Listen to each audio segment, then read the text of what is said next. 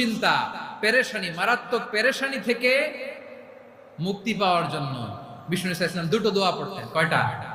অনেকগুলো পড়তেন। স্পেশাল দুটো দোয়া আজকে আপনাদের শিখায় যাব, শুনবেন?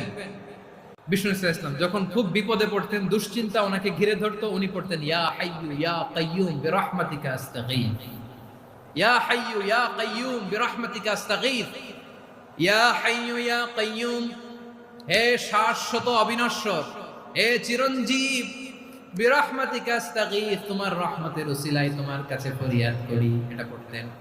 আবার আরেক বর্ণনায় এসেছে ইয়া হাইয়ু ইয়া কাইয়ুম বিরহমাতিকা আস্তাগীথ আসলিহ লি শা'নি কুল্লাহু ওয়ালা তাকিলনি ইলা নাফসি তারফাতা আইন। আসলিহ লি শা'নি কুল্লাহ, আল্লাহ আমার সবকিছু আপনি সেটেল করে দেন। আমাদের সব ঝামেলা সেটেল করে দিতে পারে কে? আমরা তো সেটেলমেন্টের জন্য এসপি সাহেবের কাছে যাই, ডিসি সাহেবের কাছে যাই, অমুক ভাইয়ের কাছে যাই, তমুক ভাইয়ের কাছে যাই। এই দোয়া পড়লে আরশের উপর থেকে আপনার ম্যাটার সেটেল করে দিবে কে?